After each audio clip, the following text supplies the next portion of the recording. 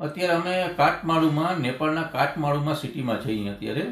આમ જો કે પરિસ્થિતિ બધી આમ સારી છે અત્યારે, કોઈ પોઝિશન એવું ખરાબ નથી, ટૂંકમાં કોઈ એવી કોઈ તકલીફ નથી. પણ અમારે બહાર નીકળવું હોય, કોઈ જગ્યાએ જવું હોય તો એની કોઈ સેફટી નથી અત્યારે.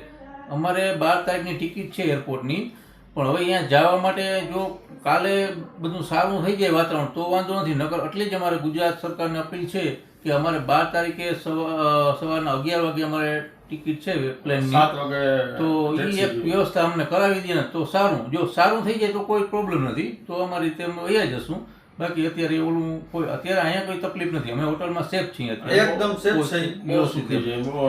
બાકી આમ કોઈ તકલીફ નથી. બાકી બહારના બીજા પ્રોબ્લેમ કોઈને જતું નથી, અને ઘરના ને કોઈને ઉપાધિ ન કરવાની જરૂર નથી. અને બહાર બીજા જે ફસાયેલા છે આપણા ઇન્ડિયન ગુજરાતી, તો એને એવી કોઈ પરિસ્થિતિ નથી, કોઈ ઇન્ડિયનને કોઈ હેરાન કરે એવું કોઈ નથી, હોટલમાં કોઈ તાળફોડ નથી, બધા વ્યવસ્થિત સેફ છે અત્યારે એમ. કોઈ પણ અહીંયા છે ઇન્ડિયા વાળા છે કે બહાર ના કોઈને કોઈ પ્રોબ્લેમ છે જ નહીં. અત્યારે કોઈ પ્રોબ્લેમ નથી, કોઈ જાતની તકલીફ નથી. બાકી એક અમારે જવું છે હવે ઘરે બધેને, સાંભળ્યું ઘર, પણ આ તો શું છે હવે અત્યારે નીકળાય એમ નથી, 12 કર્ફ્યુ લાગી છે. હવે પરમદી અમારે શુક્રવારની 12 તારીખની અમારી ટિકિટ છે એરપોર્ટની, જો એ વ્યવસ્થિત ન જઈ શકીએ તો અમને એક સેફટી કરાવી દઈએ કે એરપોર્ટે અમને પહોંચાડી દઈએ એની જવાબદારી, તો અમને કોઈ પ્રોબ્લેમ નથી. બસ અમને ગાડી મોકલી